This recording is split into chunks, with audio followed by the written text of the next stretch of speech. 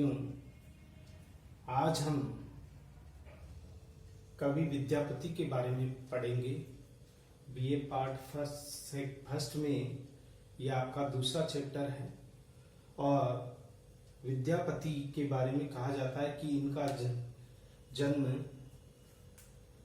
1350 में हुआ था मिथिला में, और बिहार में इनका जन्म हुआ और 1402 में इनकी मृत्यु हुई। ये इसका प्रमाण मिलता है। और विद्यापति को मैथिल कोकिल के नाम से भी जाना जाता है। मैथिल कोकिल।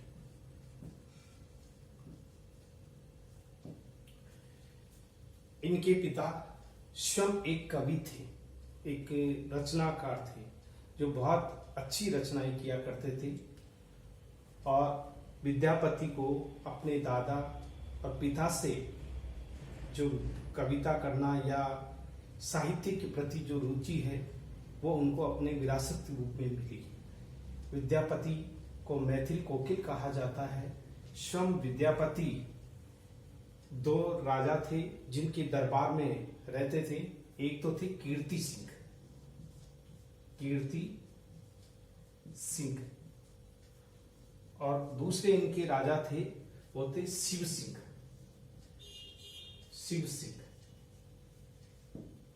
राजा कीर्ति सिंह और शिव सिंह के दरबार में वो रहते थे। विद्यापति, जिनका नाम बड़ा ही सभी देवी देवताओं के प्रति उनकी विशेष आस्था थी, इन्होंने इन्हीं की स्मृति में दो रचनाएं लिखी जो काफी प्रसिद्ध है। इनकी रचना एक तो उन्होंने लिखी थी कीर्ति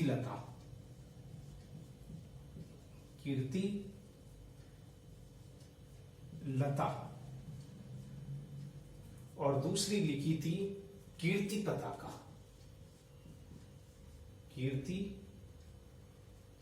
पताका। दो रचनाएं लिखी। दोनों रचनाओं में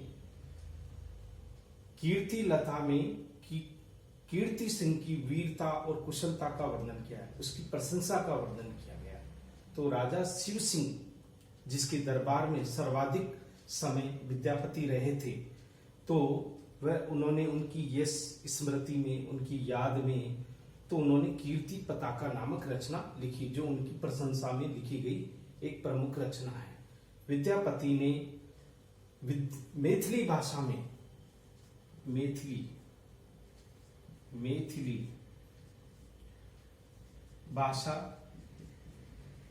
तथा दूसरी भाषा थी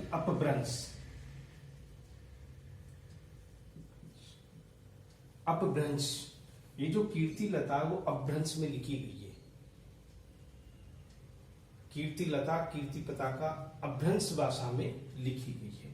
इसके अलावा इनकी जो भाषा थी वो थी, एक अपभ्रंश थी और एक थी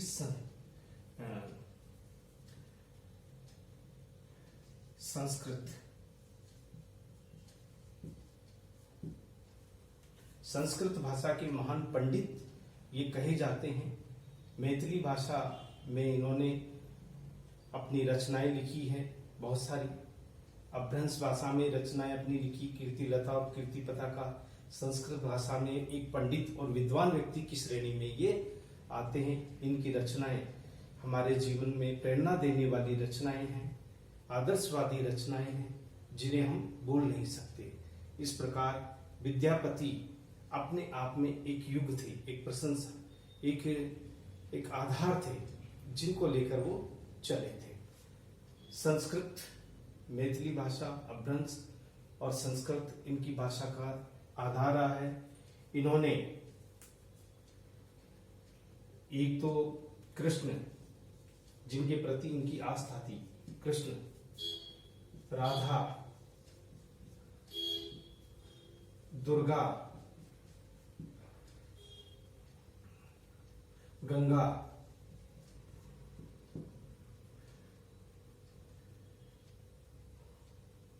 और शिव, इन देवी देवताओं के प्रति विशेष आस्था थी। भगवान कृष्ण के प्रति, राधा के प्रति, दुर्गा के प्रति, गंगा की पवित्रता के प्रति, भगवान शिव के प्रति इनकी विशेष आस्था थी। विद्यापति ने एक रचना लिखी थी पदावली। ये इनकी सर्वाधिक प्रसिद्ध रचना है। और पदावली रचना में जो है वो राधा और कृष्ण का एक तरह से श्रृंगारिक काव्य की रचना है, जिसमें पदावली मैथिली भाषा में लिखी गई है। कौन सी भाषा है इसकी? मैथिली भाषा।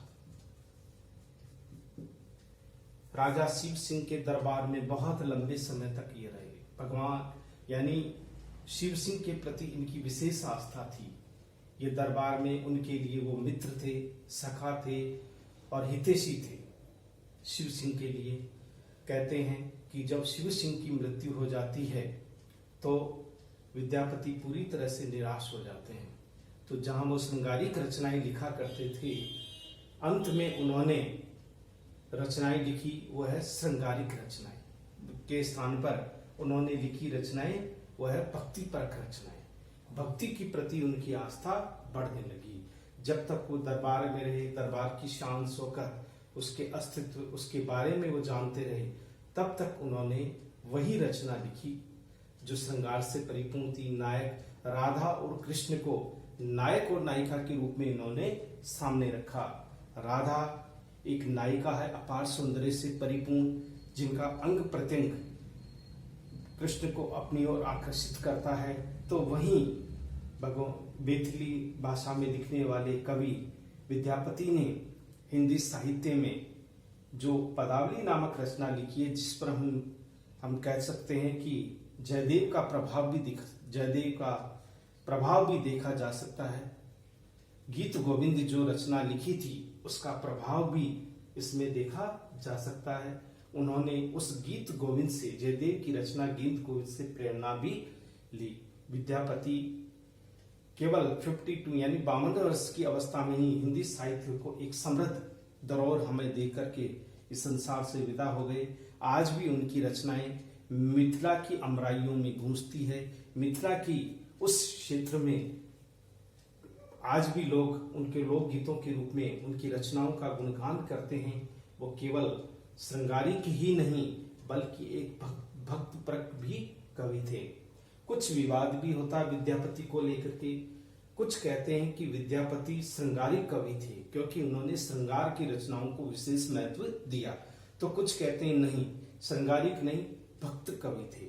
तो कहने का तात्पर्य है उनका दोनों पर ही संपूर्ण अधिकार था, लेकिन उनका सबसे ज्यादा रचनाओं में जो रुचि रही है वो थी श्रृंगारिकता। इसलिए रुचि विशेषता के कारण इन्हें श्रृंगारिक कवि कहा जाता। उन्होंने संयोग, वियोग, श्रृंगार, साथ ही साथ श्रृंगार के विभिन्न उपमानों का मानना, रूठना, तरह तरह के जितने नायक नायिका द्वारा विधान किए जाते हैं उन संपूर्ण विधानों का उल्लेख अपनी रचनाओं में किया है। इसलिए विद्यापति आज भी हमारे बीच में नहीं है, फिर भी उनकी स्मृतियां, उनकी रचनाएं हमारे लिए, उनके लिए एक श्रद्धा सुमन है, जिनको हम बार बार पढ़ते हैं। हमारी रचनाओं को, उस रचनाओं के माध्यम से हम कवि की जो जिज्ञासा है उसको हम जान सकते हैं। आज हमारा जो पाठ है श्रृंगारिक एवं भक्त कवि विद्यापति का है, जिसकी अपनी उन्होंने एक पदावली लिखी थी। उसी पदावली से यह आपका एक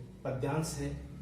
उस पद्यांश को मैं आपको बताऊंगा। इसमें राधा और कृष्ण की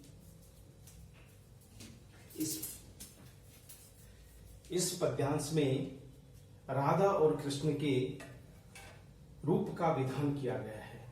राधा और कृष्ण का जो संयोग रहा है, राधा और कृष्ण का जो प्रेम रहा है वो अपने आप में अनूठा प्रेम रहा है। राधा के बिना कृष्ण अधूरे हैं और कृष्ण के बिना राधा अधूरे हैं। एक दूसरे के प्रति जो आत्मीयता थी, यही आत्मीयता यहाँ छलकती है। मैथिल कोकिल विद्यापति ने जो अपनी काव्य रचना में जिस तरह की नायक नायिका का विधान किया है वो अपने आप में अनूठा है। हम प्राय जानते हैं कि विद्यापति ने जो सर्वाधिक एक रचना का विधान किया है वो है मैथिल कोकिल की रचना। ये पदावली से हैं और इस पदावली में अब हम पढ़ते हैं इस व्याख्या को, और उसका मैं आपको बार बार से ध्यान रखें कि आपको इसी तरह से अध्ययन करना है। देखिए, नंदक नंदन कदम बेरी तरु वरे, धीरे धीरे टेरली बुलाओ। यानी इसमें राधा और कृष्ण के प्रेम संबंध को दर्शाया गया है कि क्या होता है कि कृष्ण कहीं एकांत स्थान में किसी उद्यान में जाकर के बैठ जाते हैं और वहां बैठ करके वो राधा की प्रतीक्षा करते हैं, और प्रतीक्षा करते हुए काफी समय व्यतीत हो जाता है तो वो उद्विग्न हो जाते। तो उधर से गुजरने वाली राधा की जो प्रिय सखियां थी, उन्होंने कृष्ण को उद्यान में इस तरह बेचैन देख लिया और तड़पते हुए देख लिया। राधा की स्मृति में किस तरह से कृष्ण इधर उधर झांक रहे हैं, देख रहे हैं, और वो बार बार राधा को ही जानना चाहते, राधा आई क्यों नहीं। तो क्या उपक्रम उनके मन में क्या क्या जिज्ञासा सवाल उठते हैं, उसी का वर्णन इसमें क्या है। नंदक नंदन कदम बेरी तरु, नंदक नंदन यानी नंद के पुत्र, नंदन यानी कृष्ण, नंद के पुत्र कृष्ण, कदम बेरी यदि कदम के वृक्ष के तरुवरे यानी नीचे, यानी नंद के पुत्र कृष्ण कदम वृक्ष के नीचे, तरे यानी नीचे, तरु यानी वृक्ष, कदम यानी कदम, बेरी यानी जो कदम वृक्ष फैले हुए थे उन्हीं फैले हुए कदम वृक्ष के नीचे, तरु यानी वृक्ष, वरे यानी तरुवरे यानी नीचे, वृक्ष के नीचे बैठे हुए थे और क्या कर रहे थे, धीरे धीरे टरली बुलाओ। टरली का मतलब होता है पुकारना। वो धीरे धीरे मुरली बजा करके, बिल्कुल धीरे धीरे मंदिर गति से मुरली बजा करके वो राधा को आने का संकेत देते हैं कि हे राधा, तुम कृष्ण से मिलने के लिए यथाशीघ्र आ जाओ। कृष्ण तुम्हारी प्रतीक्षा में है, कृष्ण तुम्हारा इंतजार कर रहे हैं, इसलिए तुम शीघ्रता से आ जाओ। वो क्या करते हैं, धीरे धीरे मुरली के स्वर में, टेरल यानी पुकारना, बुलाओ यानी बुलाने का संकेत भेजते, पुकारते हैं बार बार। देखिए, समय सकेत निकेतन बैसली, बेरी बेरी बुलाओ फटाओ। समय संकेत, निकेत, बैसल यानी समय का संकेत देख करके, समय की अवधि देख करके, निकेत यानी उद्यान या वन या घर होता है जो वृक्षों से ढका रहता है पूरी तरह से, वहां वो बैठे हुए, बैसल यानी बैठे हुए हैं। वो कृष्ण चुपचाप एक उद्यान में, जो एक तरह कुटिया की तरह से बना हुआ, निकेतन यानी घर, निकेत यानी घर, घर के समान बिल्कुल कुटिया की तरह बना हुआ वो उद्यान है। उस उद्यान में समय का संकेत मानकर, समय को देख करके, समय के अनुरूप वो राधा की प्रतीक्षा कर रहे हैं, राधा का इंतजार कर रहे हैं। क्या, बेरी बेरी बोली पटाओ। बार बार, बेरी बेरी का मतलब होता है बार बार, बार बार बोली पठाओ। कहने का मतलब होता है बार बार वो बोलते हैं और कहते हैं, भेजते हैं। पठाओ यानी भेजना, अपनी बात को बार बार वो कहते हैं कि राधा क्यों नहीं आई, राधा की स्मृति, और राधा को वो बुलाना चाहते हैं, बुलाते हैं पठाओ, बोल बोल बोल करके कि हे राधा तुम कहाँ हो। बेरी बेरी यानी बार बार, बोल यानी बोल बोल करके राधा को भेजते, राधा को अपना संदेश भेजते हैं, कहते हैं कि हे राधा तुम्हारी प्रतीक्षा में कृष्ण इंतजार में है, इसलिए तुम शीघ्र ही आ जाओ। भेजते हैं, पटाव यानी भेजना, अपना संदेश जो है वो राधा को भेजते हैं, कहलवाते हैं, ये सारी बातें। सामरी तोरा लागी अनखुने विकल मुरारी। अब देखिए, ये सब कुछ कृष्ण की बेचैनी का वर्णन इसमें था। तभी एक सखी जो उस मार्ग से गुजर रही थी, उन्होंने कृष्ण को उद्वेल देखा, बेचैन देखा, राधा की बिना व्याकुल देखा, तो उसने तुरंत जाकर के राधा को कहा। सामरी का मतलब होता है राधा, सामले रंग की, श्याम सुंदरी राधा, तोरा यानी तुम्हारा, लागी अनखुने बिकल मुरारी, तुम्हारे बिना। अनखुने का मतलब होता है बेचैन, अनखुने यानी उदास, विकल मुरारी, मुरारी यानी कृष्ण, बड़े विकल यानी बेचैन है। कृष्ण पूरी तरह से बेचैन है, वो मुरारी यानी कृष्ण, मुरली को बजाने वाले जो कृष्ण हैं। हे राधा, तुम्हारा रास्ता देखते देखते, श्यामा नागरी का रास्ता देखते देखते वो पूरी तरह से कृष्ण बेचैन हो गए हैं, उद्विग्न हो गए हैं। वो चारों तरफ घूम रहे हैं, तुम्हारी प्रतीक्षा कर रहे हैं, तुम्हारा इंतजार कर रहे हैं, तुम कहाँ हो। तुम्हारी प्रतीक्षा में उनके लिए एक एक क्षण बिताना बहुत ही मुश्किल हो रहा है। ये सारी बातें जाकर के राधा की सखी उस राधा को कह देती है। जमुनाक तीर उपवन उद्वेग, उसकी सखी कहती है राधा की, यमुनाक, यमुना के तीर यानी तट पर, यमुना के तट पर उस सुंदर उद्यान में उद्वेग, उद्वेग यानी बेचैन हो रहे हैं, इधर उधर डोल रहे हैं, घूम रहे हैं। वो देख रहे हैं कि राधा शायद किसी मार्ग से आ जाए। इधर उधर उनकी आंखें राधा को तलाश रही है। वो पूरी तरह से बेचैन है, उद्वेग यानी उनका मन पूरी तरह से बेचैन, बेखबर हो गया है। उस उपवन में वो टहल रहे हैं, बेचैन होकर के चारों तरफ उस चक्कर काट रहे हैं। तीर यानी यमुना नदी के किनारे जहां एक सुंदर उद्यान बना हुआ है, वहीं वो बेचैन दिखाई दे रहे हैं। राधा के बिना एक एक पल गुजारना कृष्ण के लिए बहुत दुर्लभ हो रहा है। फिरी फिरी ततही निहारी, फिरी फिरी का मतलब होता बार बार, ततही का मतलब होता उस ओर, फिरी फिरी यानी बार बार, उस ओर निहारी यानी देखते हैं। जिस मार्ग पर राधा आने की संभावना हो, उसी मार्ग को बार बार कृष्ण बड़े ध्यान से, बेचैन होकर के, चिंतित होकर के उस मार्ग को निहारी यानी देखते रहते हैं और सोचते हैं कि शायद राधा उसी मार्ग के द्वारा यहाँ मेरे पास में आ जाए। तो बहुत ही बेचैनी है यहाँ राधा की, राधा के स्मृति में कृष्ण की।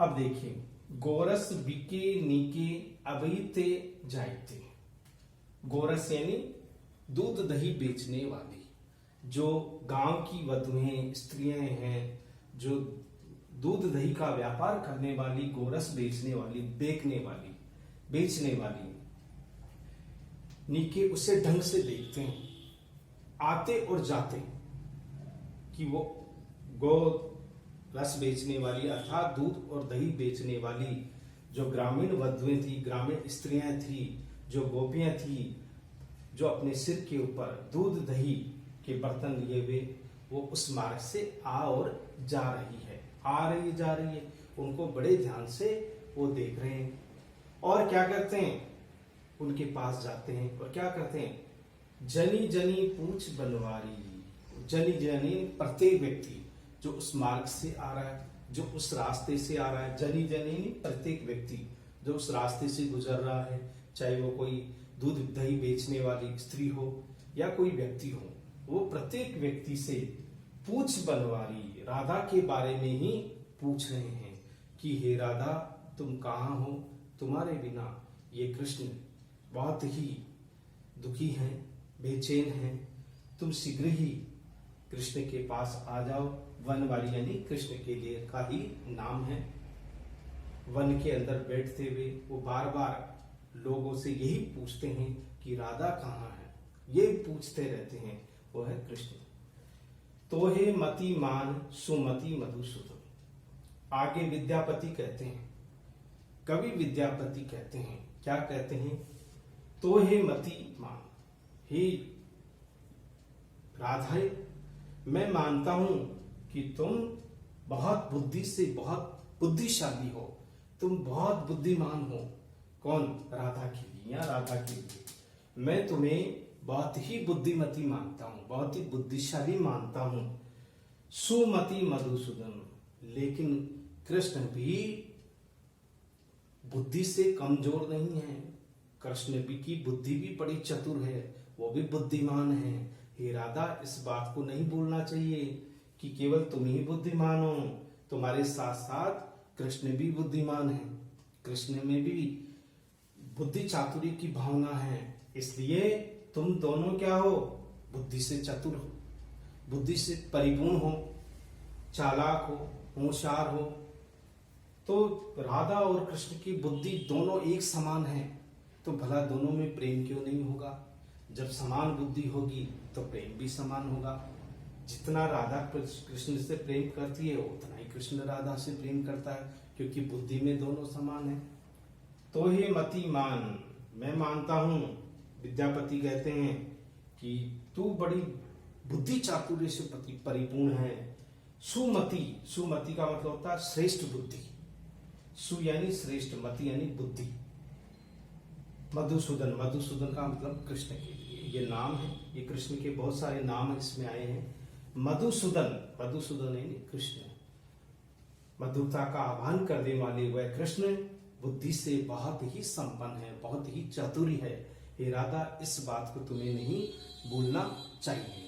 देखिए, बचन सुनाए कुछ मोरा, विद्यापति कहते हैं, ठीक है, गोपियों के माध्यम से कहलवा रहे हैं, उनकी सखियों के माध्यम से वो कहलवा देते हैं कि मेरी बात को तुम ध्यान से सुनो, मैं जो कुछ कहना चाहता हूं उस बात को तुम ध्यान से सुनो।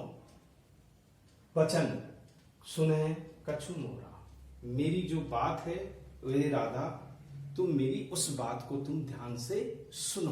क्या कहना चाहता हूं? बने विद्यापति सुन वर ज्योति, बने का मतलब होता है कहते हैं, बने यानी कहते हैं, कौन? विद्यापति, विद्यापति कवि कहते हैं सुन वर ज्योति, हे राधा, तुम्हारी वर ज्योति का मतलब होता है प्रतीक्षा कर रहे हैं, तुम्हारी इंतजार कर रहे हैं। कौन? कृष्ण। तुम्हारा रास्ता देख रहे हैं, तुम्हारा मार्ग देख रहे हैं। कौन? कृष्ण। सदैव तुम्हारी प्रतीक्षा में वो लगे रहते हैं, तुम्हें ही देखना चाहते हैं, तुम्हारे आगमन के मार्ग को देखते हैं।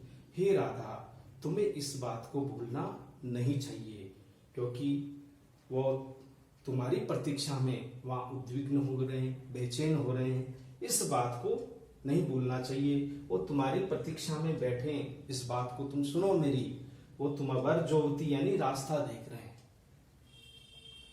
वंदन नंद किशोर, इसलिए हे राधा, तुम्हें कृष्ण की वंदना करनी चाहिए, श्री उस कृष्ण के प्रति अपना प्रेम प्रकट करना चाहिए, अपना लगाव, अपनी जो कुछ भी मनोभावना है उसको प्रकट करना चाहिए। वंद है नंद किशोर, तुम्हें वंदन का मतलब होता है वंदना करना, प्रार्थना करना, अर्थात जो तुमसे इतना प्रेम करता है, जो तुमसे इतना लगाव रखता है, तुम्हारे प्रति जितना बेचैन रहता है, कौन रहता है? कोई नहीं रहता। इसलिए तुम्हें नंद किशोर का मतलब होता है नंद के पुत्र कृष्ण, उसकी सदैव वंदना करनी चाहिए, उनकी सदैव यश गान को गाना चाहिए, क्योंकि हे राधा, तुम दोनों नायक और नायिका हो, परस्पर मन मुटाव चलता रहता है। इसका मतलब ये नहीं है कि हम उस बात को गांठ बांध लें,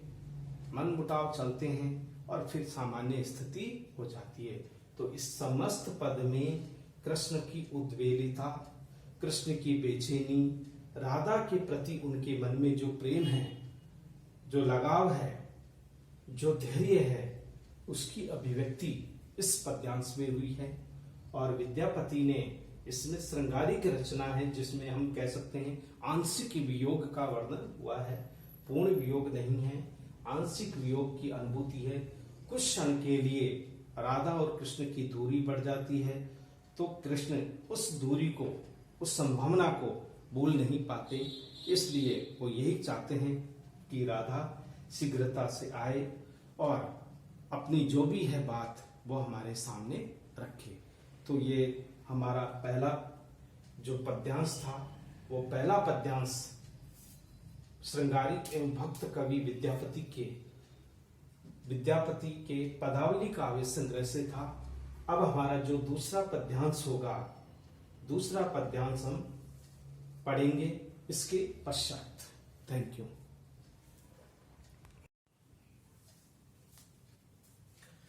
प्रिय विद्यार्थियों, इससे पूर्व हमने विद्यापति का पहला जो पद्य था वो हमने पढ़ा। अब हम विद्यापति के दूसरे पद्य के बारे में अध्ययन करेंगे और दूसरा पद्यांश हमारा जो है वो राधा और कृष्ण को लेकर है, श्रृंगारिक रचना है। और इस रचना में कवि विद्यापति ने राधा की विरह व्यथा के साथ साथ कृष्ण की विरह व्यथा का भी उल्लेख किया गया है। ये जो दूसरा पद्यांश है हमारा, वह दूसरा पद्यांश, इसमें राधा की वियोग व्यथा का चित्रण है। जो कृष्ण से वो बार बार अनुरोध करती है, कृष्ण से बार बार कहती है कि मुरली की वह धुन जिसके ऊपर राधा अपना संपूर्ण जो होश हवास है वो खो देती है, तो लोक और मान मर्यादा से बचने के लिए वह बार बार श्री कृष्ण से अनुरोध करती है कि हे कृष्ण, तुम इस प्रकार मधुर स्वर में बांसुरी मत बजाओ। तुम्हारी बांसुरी की धुन सुन करके मुझे अपना यानी अपने आप में बस नहीं रहता और मैं तुम्हारी बांसुरी की धुन पर दौड़ी चली आती हूँ। क्योंकि समाज के जब लोग देखते हैं तो तरह तरह की कल्पनाएं करते हैं। तो इस प्रकार इस पद्यांश में बताया गया है, श्रृंगारिक रचना है और यहाँ पर राधा की मानसिकता को प्रकट किया गया है। राधा किस तरह से कृष्ण से क्या उपक्रम कहती है, क्या कहती है, इसी का हम सेकंड इस अध्याय में पढ़ेंगे। ये दूसरा हमारा पद्यांश है विद्यापति का। देखिए क्या है। सुन रसिया अब न बजाओ विपिन बसिया। राधा कृष्ण से कहती है सुन, यानी सुनो। रसिया का मतलब होता है रसिकता के स्वामी, आनंद देने वाले। हे रसिकता के स्वामी, आनंद देने वाले, अब न बजाओ विपिन बसिया। अब तो विपिन का मतलब होता वन में बैठ करके तुम अपनी मधुर स्वर में बांसुरी मत बजाओ। उन्हें बांसुरी न बजाने का आग्रह करती है। रसिया का मतलब होता है रस से सराबोर करने वाले। हे श्री कृष्ण, तुम मेरी बात को सुनो। अपनी मधुर मधुर बांसुरी तुम बजाते हो, वो बांसुरी तुम मत बजाओ। विपिन बसिया, इस प्रकार तुम बांसुरी मत बजाओ। बार बार चरणाविद गई, सदा रहब बनी दसिया। मैं बार बार चरणाविद यानी तुम्हारे चरणों को पकड़कर गई, यानी पकड़कर कमल के समान तुम्हारे जो पैर हैं उन कमल के समान पैरों को पढ़ती हूँ, पैरों में पढ़ती हूँ, तुम्हारे पैर पकड़ती हूँ। बार बार अनुरोध करती है, किससे? कृष्ण। गई यानी पकड़ना। चरणाविद का मतलब होता है उनकी श्री चरणों को, उनके पैरों को वह पकड़ती है बार बार। सदा रही बनी दासिया, चाहे कुछ भी हो हे कृष्ण, ये राधा तुम्हारी ही दासी बनकर रहेगी सदैव। वो बार बार ये विश्वास दिलाती कृष्ण को कि हे कृष्ण, ये राधा तुम्हारी दासी है और हर जन्म में हर बार वह सदैव तुम्हारी ही दासी बनकर के रहेगी। इस तरह से तुम ये बांसुरी बजा करके मुझे अधीर मत करो। मैं अपनी धैर्यता खो देती हूँ, इसलिए ऐसा कोई काम न करो जिससे कि मेरी परिवार की बदनामी हो। इसलिए क्या कहती है अगली पंक्ति में, की छलहु की होयब जाने, की छलहु की होयब जाने, वृथा होत कुल हसिया। आगे कहती है की छलहु, यानी तुमसे प्रेम करने से पहले, तुमसे हमारा लगाव नहीं था, जब तुम्हारा और मेरा कोई प्रेम न था, तुम्हारे से प्रेम करने से पहले, ठीक है, होए भी क्या जाने, और तुम्हारे प्रेम करने के पश्चात अब ना जाने क्या होगा। तुम्हारे से की छलहु को होए भी जाने, हमने जो तुमसे प्रेम किया पहले, और प्रेम करने के बाद में न जाने क्या होगा, इसके बारे में कोई ज्ञात नहीं है। हम प्रेम करने से पहले क्या थे और अब हम प्रेम करके क्या हो गए हैं, कहने का मतलब यह कोई नहीं जानता क्या होगा क्या नहीं होगा। तो इसलिए राधा यही कहती है कि की छल हो होए के जाने। हमने जो तुमसे प्रेम किया, पहले प्रेम से पहले हम क्या थे और तुमसे प्रेम करने के बाद में हमारे साथ छला हुआ होगा, धोखा हुआ, प्रेम हुआ, हम न जाने क्या हुआ हमारे साथ में, हम जानते नहीं है। तुमसे प्रेम करने से पहले और प्रेम करने के बाद में हमारी जिंदगी ही बदल गई। कौन कह रही? राधा। व्रता होत कुल हसिया, हे कृष्ण तुम्हारे इस तरह से करने से, व्रथा यानी बेकार ही, बिना मतलब ही समाज में हमारे परिवार की क्या होती है? हंसी उठती है, परिवार की मान मर्यादा और प्रतिष्ठा को हानि पहुंचती है। तो इसलिए तुम्हें क्या हासिल होता है? राधा इस तरह का अगर व्यवहार करेगी, तुम्हारी मधुर ध्वनि के ऊपर वो दौड़ी चली आएगी, तो समाज के लोग तरह तरह की बात करेंगे।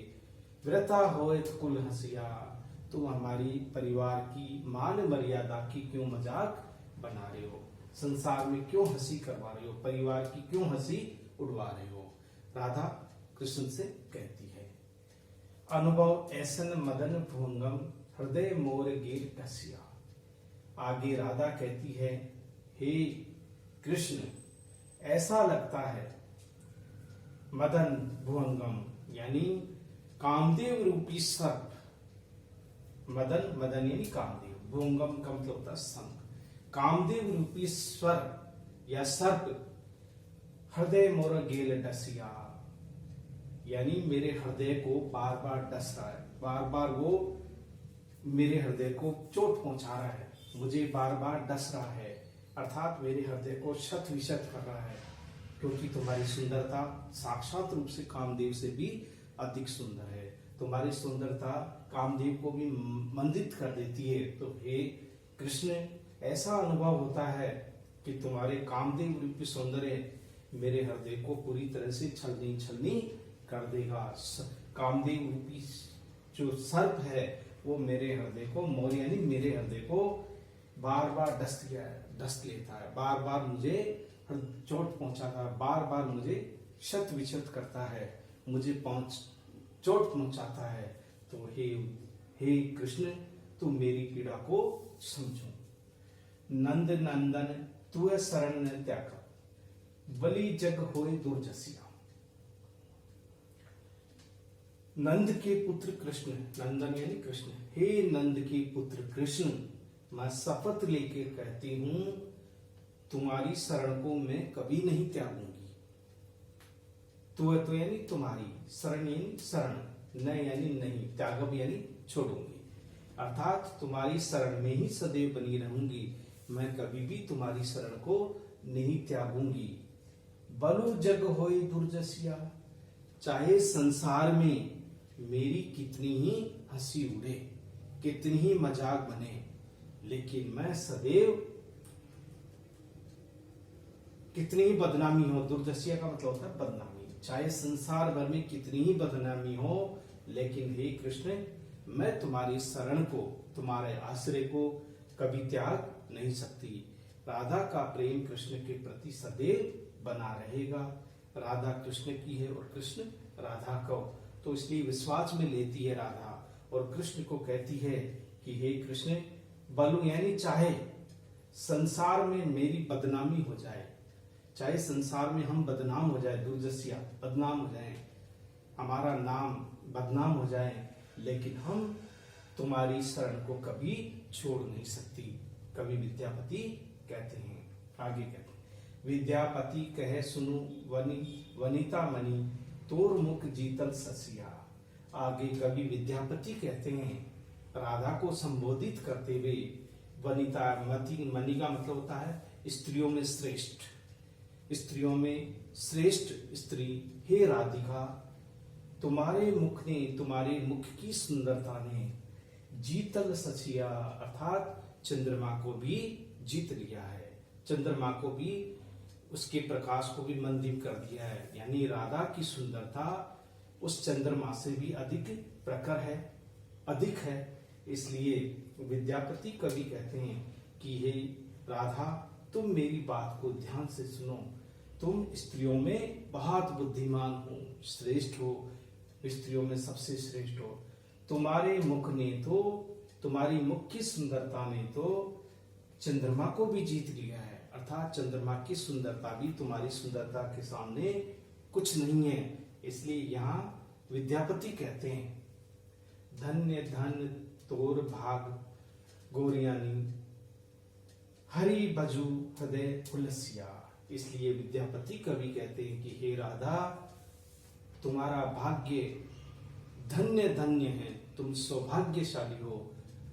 मैं तुम्हें धन्यवाद देता हूँ, मैं तुम्हें धन्य धन्य कहता हूँ, तुम धन्य भाग हो, तुम्हारा भाग्य बहुत ही सौभाग्यशाली है हो। ग्वालिनी, ग्वालिनी का मतलब होता है ग्वालिनी। इसलिए हे राधा ग्वालिनी, हे राधा, हरे बजू हृदय उलसिया, अपने हृदय में कृष्ण के स्वरूप को धारण करके खुशी से, उलसिया यानी खुशी खुशी कृष्ण का सदैव स्मरण करो, उनके नाम का स्मरण करो, उनकी प्रार्थना करो, उनकी स्तुति करो। उनकी स्तुति करने से ही समस्त प्रकार की समस्याओं का समाधान हो जाएगा। इसलिए हे राधा, तुम्हें चिंता करने की आवश्यकता नहीं है। तुम तो स्त्रियों में सबसे अधिक श्रेष्ठ हो, सौंदर्य की प्रतिमूर्ति हो। तुम्हारे सामने तो स्वयं चंद्रमा भी मंदिर प्रतीत होता है। ये तुम्हारा भाग्य बहुत ही सौभाग्यशाली है। हे ग्वालिनी राधा, तुम अपने सच्चे मन से, अपने हृदय से उल्लास भर करके सदैव कृष्ण के नाम का ही स्मरण करो। ये जो संपूर्ण पद्यांश है, इस पद्यांश में राधा की व्यवस्था, राधा की जो पीड़ा है वो इसमें प्रकट की गई है और बताया गया है कि किस तरह से राधा कृष्ण को बांसुरी न बजाने का आग्रह करती है, बार बार प्रार्थना करती है। जो इसमें यही चीज बताई गई है, किस तरह से राधा कृष्ण को विश्वास में लेकर कहती है कि राधा कृष्ण की है और कृष्ण राधा के हैं। तो इस प्रकार ये हमारा दूसरा पद्यांश था। अब तीसरे पद्यांश में हम पढ़ेंगे। देखिए तीसरे पद्यांश में, इस पद्यांश में कृष्ण का विरह वेदना है। कृष्ण की विरह वेदना है, या राधा की थी, या कृष्ण की विरह वेदना है। कृष्ण राधा से मिलने के लिए व्याकुल हो जाते हैं और वो बार बार तरह तरह के उपक्रम करते हैं। क्या करते हैं कि एक उद्यान में जाकर के चुपचाप वहां बैठ जाते हैं, राधा की प्रतीक्षा करते हैं। राधा का इंतजार, जब राधा नहीं आती तो पूरी तरह से बेचैन हो जाते हैं। ये सारी जितनी भी बेचैनी है वो राधा की सखी या नायक की जो दूती है वो देख लेती है और वो राधा के पास जाकर के कृष्ण की उस वस्तु स्थिति के बारे में, उसकी जो दयनीय दशा हो रही है कृष्ण की राधा के बिना, उसका सारा बखान इन पद्यांशों में किया गया है। क्या कहा गया है देखिए ये पद्यांश, ये विद्यापति का तीसरा पद्यांश है। विरह व्याकुल बकुल तरुतर पेखल नंद किशोर। अर्थात विरह से व्याकुल यानी कृष्ण, विरह से व्याकुल यानी बेचैन, दुखी, चिंतित। बकुल, बकुल का मतलब होता है मोल श्री का वृक्ष। बकुल का मतलब होता है मोल श्री का वृक्ष होता है। उस वृक्ष के नीचे विरह से व्याकुल है। मोल श्री के वृक्ष के नीचे कौन? कृष्ण। पेखल नंद किशोर, पेखल का मतलब होता है देखा गया है, किसी ने देखा, राधा की दूती ने देखा या कृष्ण की उस सेविका ने देखा जो कृष्ण को राधा के पास जाकर के कृष्ण की बेचैनी के बारे में कहती है। पेखल यानी देखा गया। नंद किशोर, नंद का पुत्र कृष्ण जो बड़ा ही बेचैन हो रहा था, व्याकुल हो रहा था, वो मोलश्री की वृक्ष के नीचे बहुत व्याकुल होकर के इधर उधर घूम रहा था, व्याकुलता में। अगली पंक्ति, नील नीरज नयन से सखी डरे नीर अपार। राधा, इसमें कृष्ण की पीड़ा है, कृष्ण की स्मृति है राधा की बारे में। देखिए, नील नीरज यानी नीले रंग के कमल के फूल की तरह, नीले रंग का सुंदर फूल, नीरज यानी कमल का फूल, नेत्रों वाले, नीले कमल के फूल के समान सुंदर नेत्र वाले, हे सखी से यानी से, नयन से यानी नीले, नीरज यानी कमल का सुंदर फूल, नीले रंग का, उनकी आंखों की सुंदरता के बारे में बताया गया है कि नीले रंग की कमल के फूल के समान सुंदर आंखें, से हे सखी ढरे नीर अपार रे, यानी उन सुंदर आंखों से, जो कमल, नीले कमल के समान सुंदर आंखें हैं, उन आंखों से नीर यानी जल, या हम कहते हैं अश्रु बूंदे ढेर यानी अपार रूप से गिर रही है। कृष्ण बार बार राधा को याद करते हुए अपने आंसू बहा रहे हैं, अपनी पीड़ा प्रकट कर रहे हैं। आंखों से नीर अपार रूप से बह रहा है, जल गिर रहा है, आंसू गिर रहे हैं, ये देखा सकी ने। देखिए, पेखी मलयज पंख मृग मद तामरस घन सारवे। देखिए, ये सब चीजें हैं श्रृंगारिकता की, जिससे श्रृंगारिकता का भाव बढ़ जाता है। पेखी यानी देखा गया, देखा गया प्रकृति में जितनी भी चीजें हैं। मलयज पंख, मलयज पंख का मतलब होता है एक तरह से चंदन का जो होता है लेप। मलयज पंख का मतलब होता है चंदन का लेप। मलयज पंख यानी चंदन का लेप। मृगमद का मतलब होता है कस्तूरी। तामरस का मतलब होता है कमल का फूल, सुंदर कमल का फूल। घनसार का मतलब होता है, घनसार से तात्पर्य कपूर। ये सभी श्रृंगारिकता को बढ़ाने वाले तत्व हैं, श्रृंगारिकता को बढ़ाते हैं। कौन कौन से देखा गया है? एक तो चंदन का लेप, एक मृगमद, मृगमद का मतलब होता है कस्तूरी जो सुगंधित चीज होती है। तामरस, तामरस से नहीं, तामरस का मतलब होता है कमल का फूल, सुंदर कमल का फूल। घनसार का मतलब होता है और हम कपूर। ये सारी चीजें श्रृंगारिकता को बढ़ाती है, लेकिन कृष्ण के लिए तो ये सारी चीजें बड़ी ही बेचैनी से या बड़ी ही परेशान करने वाली है, बड़ी ही दुख देने वाली है। किस तरह से? अगली पंक्ति, निज पानी पल्लव मूंदी लोचन धरनी पड़ असभार रे। आगे कवि विद्यापति कहते हैं कि एक सखी राधा से कहते हैं कि हे राधा, कृष्ण की यथास्थिति हमसे देखी नहीं गई, क्या हो गया? निज यानी अपनी, पानी, पानी का मतलब होता हाथ, पानी यानी हाथ। पल्लव का मतलब होता कोमल, पत्तों के समान, यानी जिस तरह से पत्ते कोमल होते हैं, तो पत्तों के समान कोमल हाथों से अपनी आंखों को ढक लिया। किसने? कृष्ण ने अपनी आंखों को, क्योंकि उनकी आंखों से निरंतर आंसू बह रहे थे।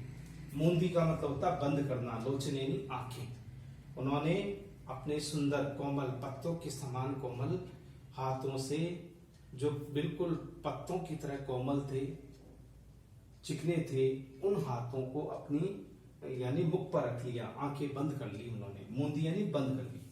फिर क्या हुआ? धरनी पड़ी अभिसार रहे। कहते हैं कि कृष्ण इतने बेसुध हो गए कि वह कुछ ही क्षणों में धरनी यानी धरती पर, असभार मतलब होता है, असभार का मतलब होता है बेसहारा होकर, धरनी पड़ असभार, असभार का मतलब होता है बेसहारा होकर के वो धरती पर गिर पड़ते हैं। इतनी व्याकुलता बढ़ जाती है किसकी? कृष्ण की, कि वो धरती पर गिर पड़ते हैं। पहले तो अपने पत्ते रूपी हाथों से, सुंदर कोमल पत्तों रूपी हाथों से अपनी आंखों को मूंद लेते हैं, और फिर पीड़ा इतनी बढ़ जाती है कि कुछ ही क्षणों बाद में वे बेसहारा होने के कारण धरती पर गिर पड़ते हैं। ये सारी जो दृश्य है वो गोपियां हैं वो अपने मुख से, या हम कह सकते हैं अपनी आंखों से, वो सब कुछ देख रही है और अपने मुख से वो सारी चीजें व्यक्त कर रही है। किसके सामने? राधा के सामने, कि क्या स्थिति हो गई है कृष्ण की तुम्हारे बिना। अब देखिए, बही मंद सुगंध शीतल मंद मलय सबीर रे। आगे कह रहे हैं, जिस उद्यान में कृष्ण बैठे हैं, मंद मंद सुगंधित शीतल हवा बह रही है। शरीर को स्पर्श करने वाली सुगंधित और शीतल हवा।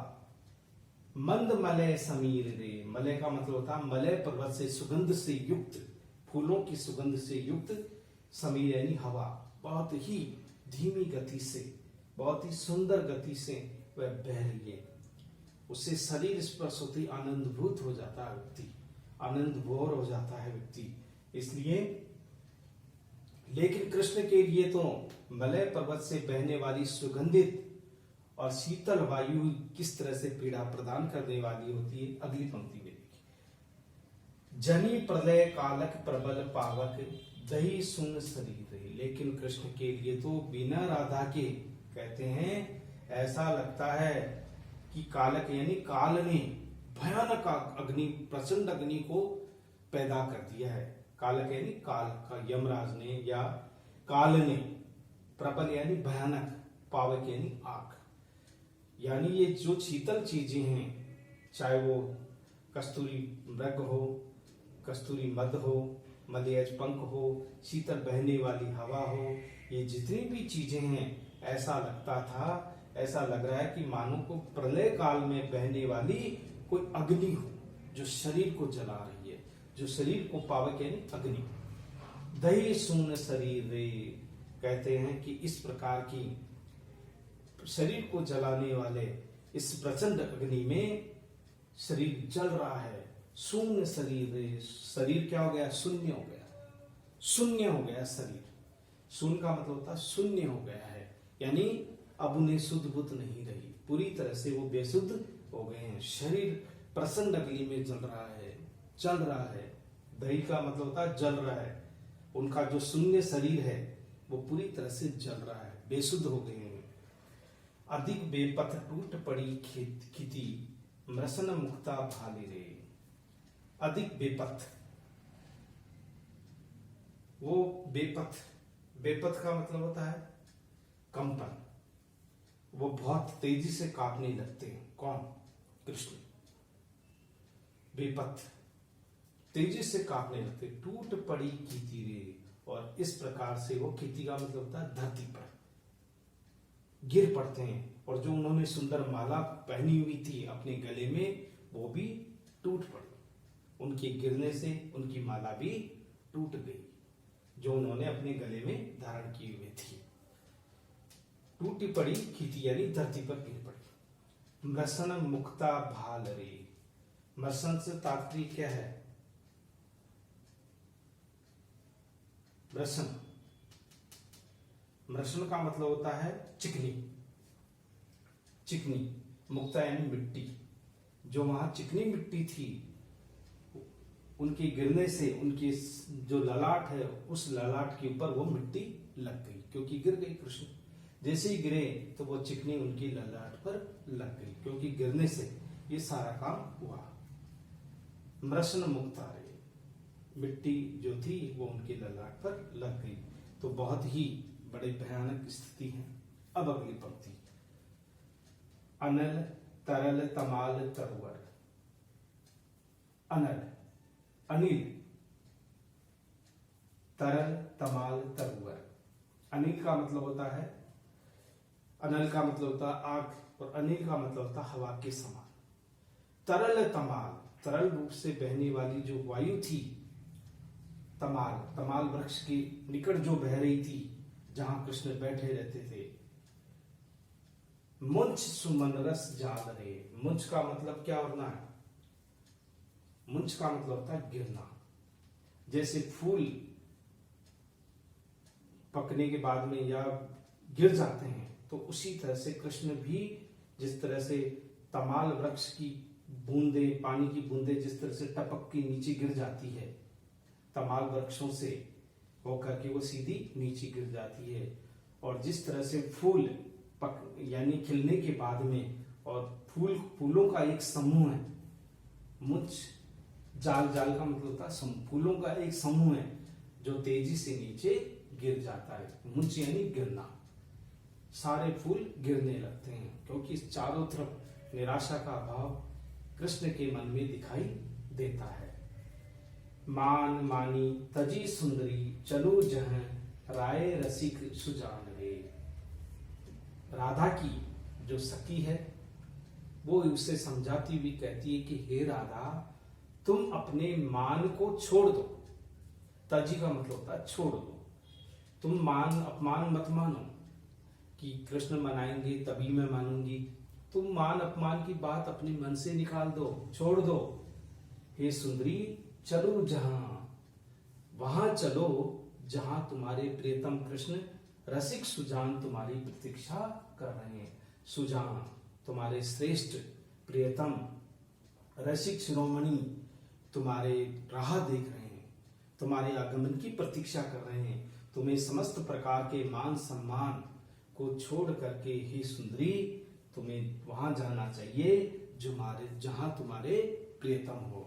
ये इस पंक्ति का अर्थ है। अंतिम पंक्ति में देखिए, सुखद श्रुति अति सरस दंडक कवि विद्यापति भानरे। कवि विद्यापति कहते हैं, भान का मतलब होता है कहते हैं, कवि विद्यापति कहते हैं, क्या कहते हैं? सुखद श्रुति अति सरस दंडक। दंडक छंद होता है जो सुनने में, श्रुति यानी सुनने में बड़ा ही सुखदायक होता है, बड़ा ही अच्छा होता है। दंडक जो छंद है वो भक्तों को सराबोर कर देता है। दंडक उस छंद में अनेक प्रकार के रसों का संभार है, रस का अपार है, रस का भाव है। इसलिए सुखद जनों को जो सुख या आनंद प्राप्त करना चाहते हैं उन्हें दंडक छंद को सुनना चाहिए, क्योंकि यह हमारे तन और मन को तरोताजा कर देते हैं। तो यहाँ पर कवि विद्यापति ने दंडक छंद की प्रशंसा की है। रसिकों के लिए वो अत्यधिक प्रिय माना गया है, इसलिए कवि विद्यापति ने इस संपूर्ण छंद में यानी कृष्ण की विरह वेदना को प्रकट किया गया है, जो राधा को उसकी सखी से मान करके, मान सम्मानों को त्याग करके कृष्ण के पास जाने का संदेश दे रही है। ये जितने भी पद्य हैं, इन सभी पद्यांशों में हम देखते हैं विद्यापति ने मैथिली भाषा का प्रयोग किया है। मैथिल कोकिल विद्यापति जिन्हें कहा जाता है। इसलिए यह हमारे तीनों जो अभी तक हमने पढ़े हैं वो पदावली काव्य संग्रह से ही लिए गए हैं। अगला जो हमारा चौथा जो पद्यांश होगा वो अगली क्लास में होगा। Thank you very much. अगला हमारा पद्यांश है, पांचवा पद्यांश। इस पद्यांश में कृष्ण मथुरा छोड़ करके कुछ समय के लिए राधा से की नजरों से ओझल हो जाते हैं, दूर चले जाते हैं। उस समय राधा विरह में व्याकुल होने लगती है। उसकी सखियां उसे ढाढ़स बंधाती है, उसे सांत्वना देती है, उसे समझाती है, बार बार आग्रह करती है और कहती है कि हे राधा, तुम बुद्धिशाली हो, कृष्ण की परम साथिन हो, तुम्हें भयभीत होने की आवश्यकता नहीं है। राधा पूरी तरह से व्याकुल हो जाती है। कृष्ण को ना पाकर वह बहुत दिन रात विरह में जलने लगती है।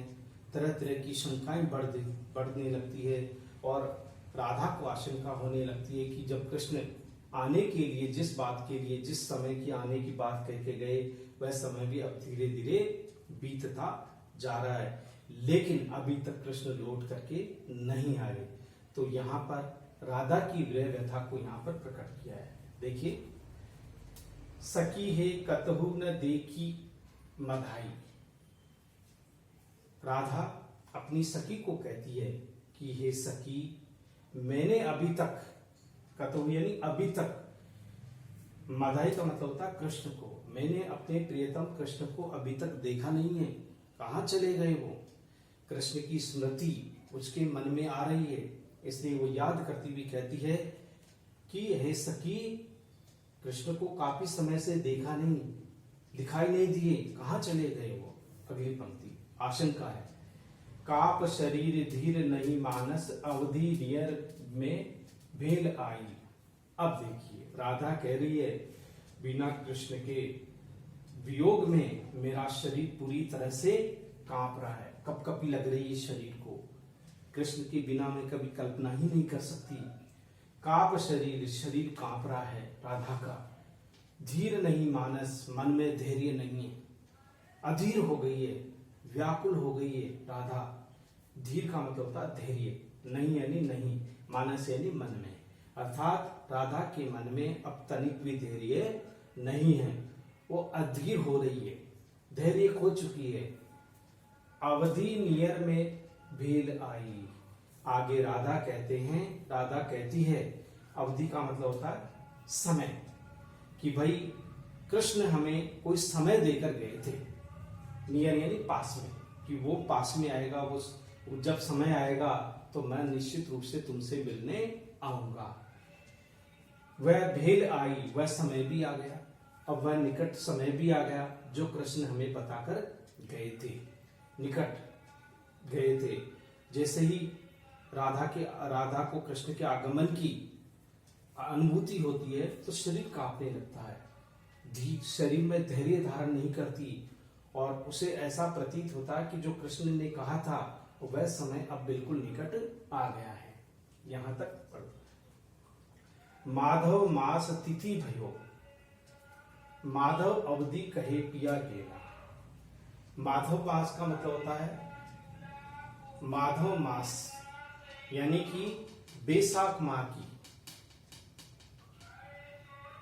माधव मास यानी बैसाख माह की, या हम ये कह सकते हैं एकादशी, एकादशी तिथि। माधव मास यानी एकादशी मास यानी महीने के लिए या तिथि के लिए भयो यानी कहा था। कृष्ण ने कहा था कि मैं माघ की एकादशी तिथि को भयो यानी आऊंगा।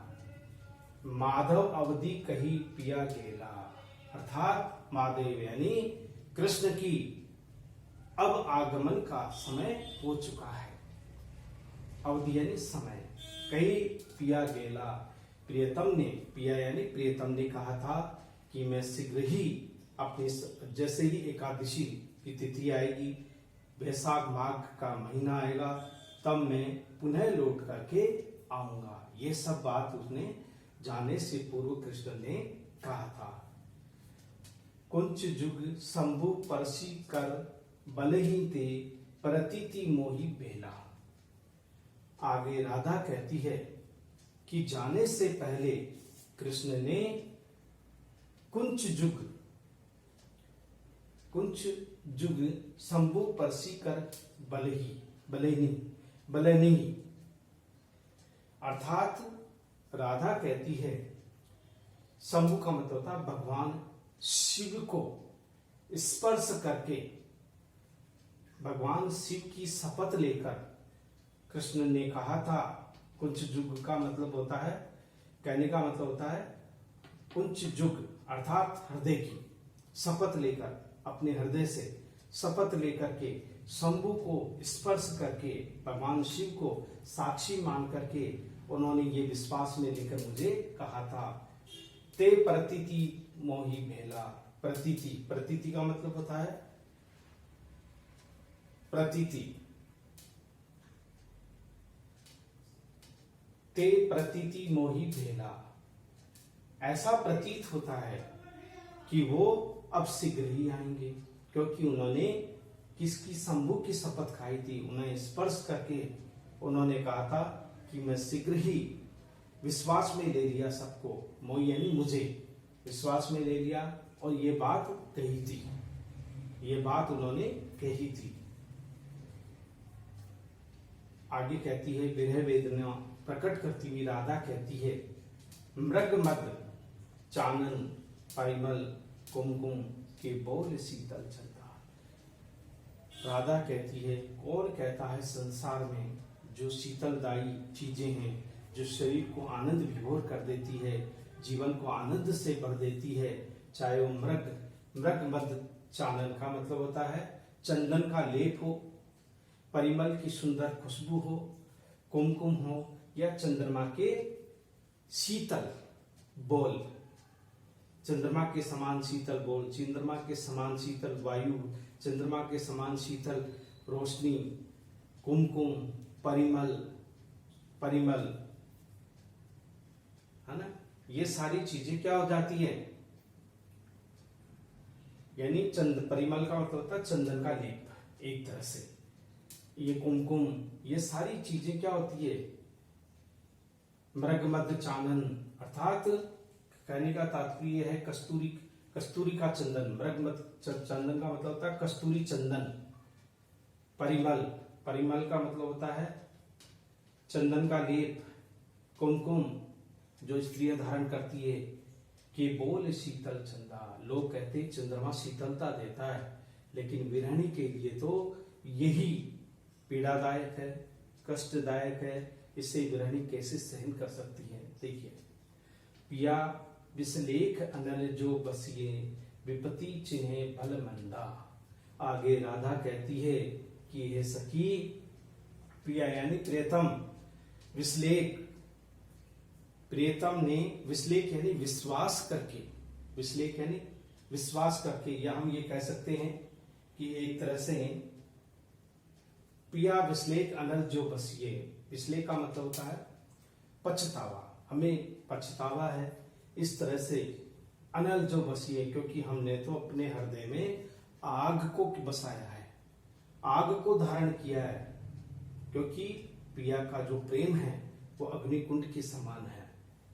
पिया विश्लेख अनल जो बसिए, अनल का मतलब होता आग, क्योंकि हमने तो अपने हृदय में उस विरह की अग्नि को धारण किया है, विश्वास करके, कृष्ण का विश्वास करके। लेकिन कहते हैं ना, विपत्ति चिन्हे भल मंदा, किसी भी चीज की परख कब होती है, जब विपत्ति आती है कि कौन अच्छा है कौन बुरा है। भल का मतलब होता है अच्छा, और मंदा का मतलब होता है बुरा। विपत्ति यानी संकट, चिन्ह का मतलब होता है पहचानिए।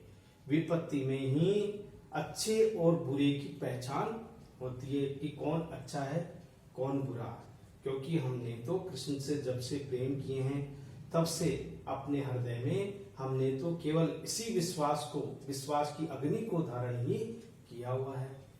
विपत्ति में ही सच्ची प्रेम की परीक्षा होती है, कौन हमारा सहायक है कौन हमारा बुरा चाहने वाला है। तो यहाँ पर राधा के बाद राधा कहती है कि विपत्ति में ही हर चीज की परीक्षा होती है कि कौन अच्छी है और कौन सी बुरी। ये राधा के बोल है। भनई विद्यापति सुन बर जोवती, चित्त जनु जकही आजे। आगे भनई यानी कहते हैं, कवि विद्यापति कहते हैं, सुन बर जोवती, हे कृष्ण का वर्ण करने वाली राधा, तुम कृष्ण की प्रतीक्षा कर रही हो, इंतजार कर रही हो, ठीक है ना।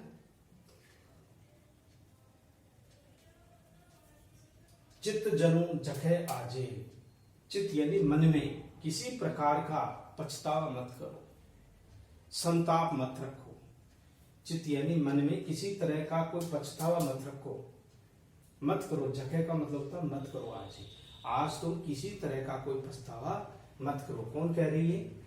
विद्यापति कह रहे हैं राधा को कि सुन बर जोवती, हे राधा, जिनका वर्ण तुमने कृष्ण के रूप में किया है, तुम उनकी सदैव प्रतीक्षा करती हो, इंतजार करती हो, सदैव उनके ध्यान में रहती हो। चित्त जनु जके आजे, अपने चित्त में क्या पछतावा को धारण मत करो, पछताओ मत तुम, पश्चाताप करने की आवश्यकता नहीं है। पिए विश्लेख कलेश मिटिए, बालम विलसी समाजे। विश्लेख यानी विश्वास रखो, विश्वास रखो, किसी प्रकार का संदेह मत करो। प्रिय यानी प्रियतम के संबंध में ये पूर्ण विश्वास रखो कि तुम्हें तुम्हारे प्रियतम मिलेंगे, तुम्हारे प्रियतम की तुम्हें प्राप्ति होगी। तब तुम्हारा क्लेश, जो संकट है, जो पीड़ा है, जो दुख है वह स्वयं ही मिट जाएगी, समाप्त हो जाएगी।